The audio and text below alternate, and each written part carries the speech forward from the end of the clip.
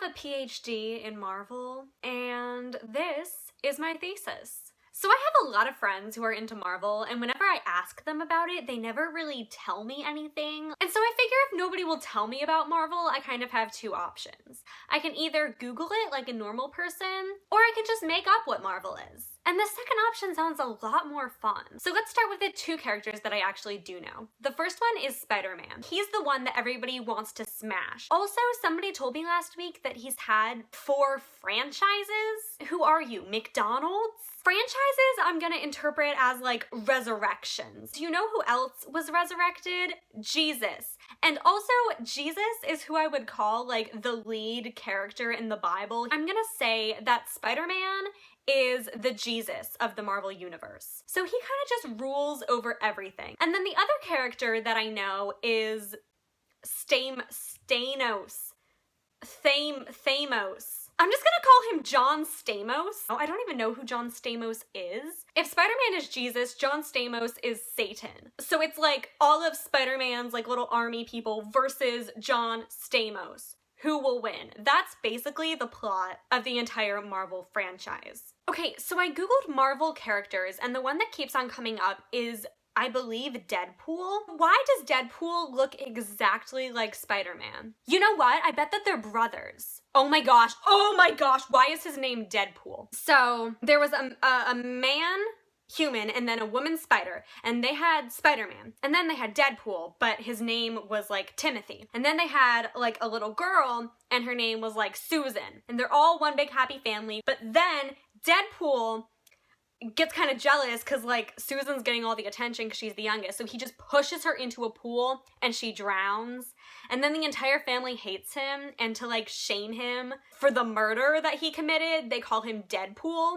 because Susan was dead in a pool, and he can never live that down. But anyway, Spider-Man forgave him because Spider-Man is the Jesus of the Marvel Universe, so he, he's really good. Now they work for the same team.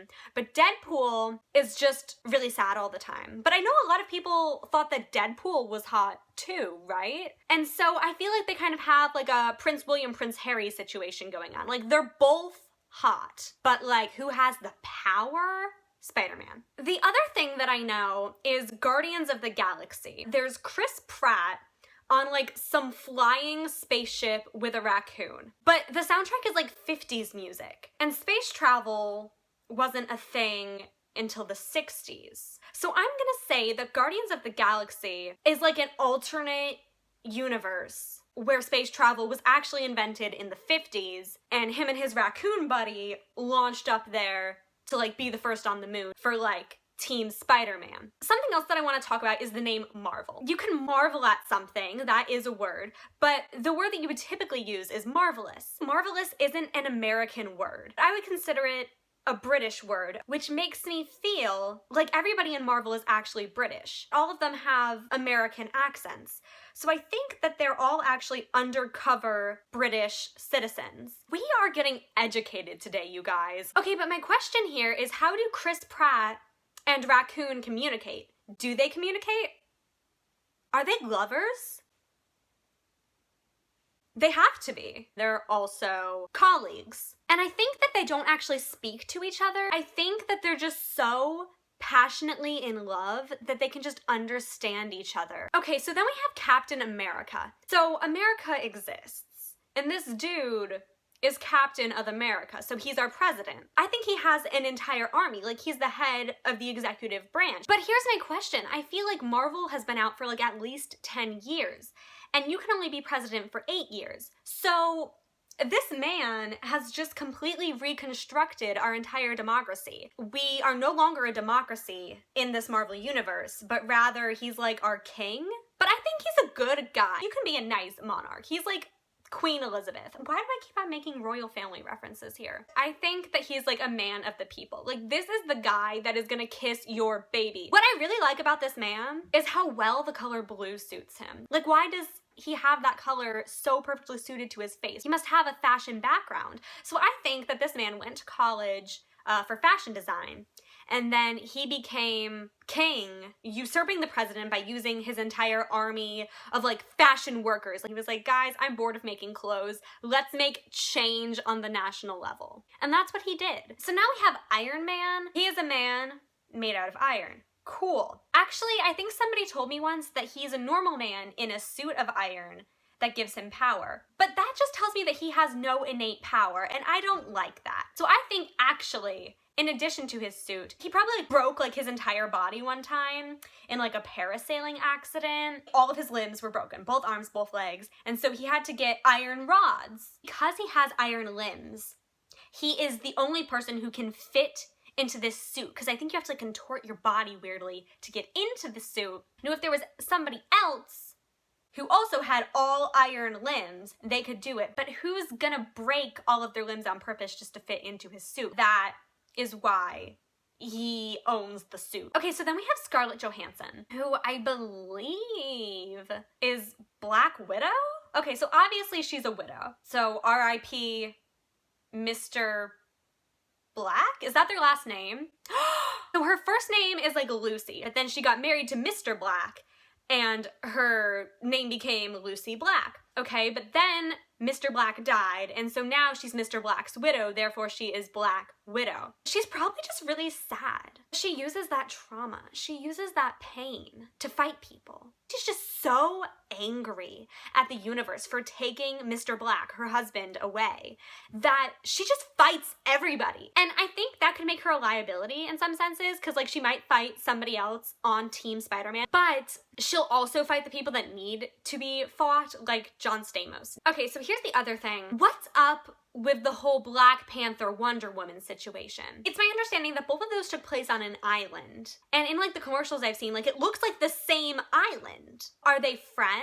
And are they on Team Spider-Man? I'm gonna say that Black Panther and Wonder Woman are not friends. Like, I do not get friendship vibes there. But I do think that they have lived on the same island. I think Wonder Woman was there in like the 1800s. I know that her outfit doesn't seem very 1800s-y, but remember, they're off the grid. They're not on the same, like, spectrum of fashion as we have. And she was their queen. Like, she was wonderful. She was Wonder Woman. She got her powers from the stars. It was basically like photosynthesis, but she just had to like lay out at night and the stars would give her energy. But then late 1800s, the world industrialized, there was smog, and it covered up the light of the stars. So she could no longer bask in the glow, and so she died. We need a new ruler. And that's where Black Panther comes in. I think the Black Panther was just a dude.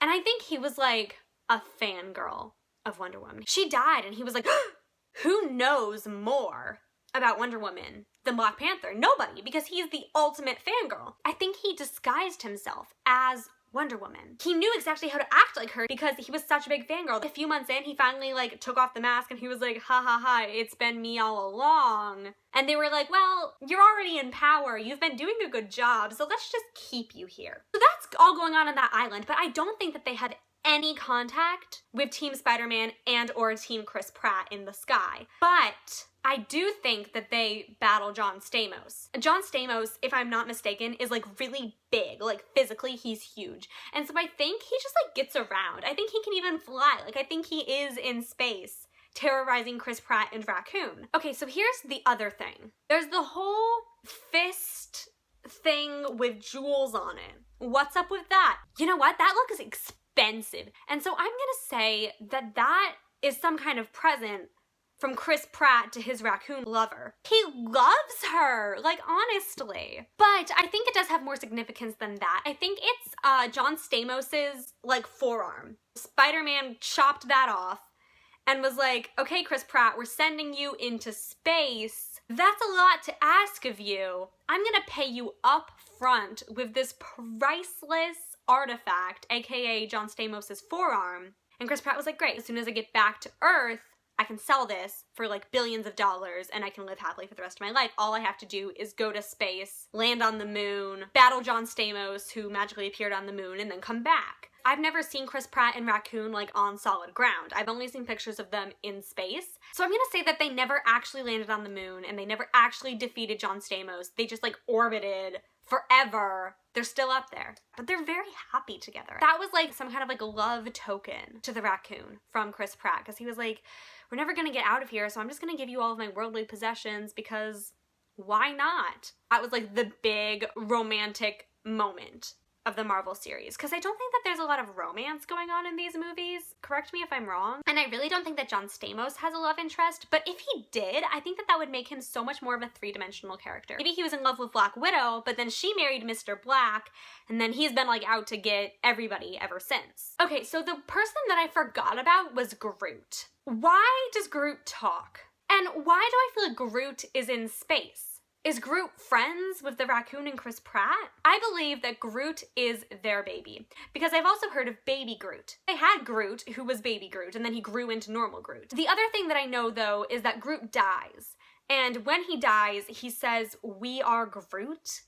But before that, he only said, "I am Groot." You can't just learn a new word as you're dying. And so I believe that Groot knew every single word all along. I think that Groot is actually a bad guy. Groot is working for John Stamos, okay? A talking tree is not natural. Seems like something that John Stamos would concoct to take over the universe. Now I'm getting a little bit hazy here, because if it's the child of the raccoon and Chris Pratt... Oh, okay, so these two had a child. A little like raccoon human baby. But then in the middle of the night, John Stamos like flew in, swapped out that baby with Groot, and then put a little spell on the raccoon and Chris Pratt so that they still thought that it was their baby. Anyway, so Groot is evil. I mean, with a name like Groot, what do you want? And Groot actually knows everything. Like, Groot has been programmed with all of the information in the entire universe. He wants everybody to think that he's super stupid so that he can like infiltrate, send data back to John Stamos, and it works. He is on the inside getting all of the info, and that's why they never get to the moon. But then when he dies, why would he say, "We are Groot"? Here's the thing. I think Groot's a double agent. I think Groot started out team John Stamos, because John Stamos is like his daddy. John Stamos created Groot. But over time, he came to love Raccoon and Chris Pratt, and that's why he says, "We are Groot," because he is part of their family. So that's kind of it for my analysis of Marvel. I just wanted to give you guys the really key things that you need to know about the Marvel universe. So yeah, excuse me while I go outside tonight and look for Chris Pratt's spaceship orbiting the moon, because I gotta see that.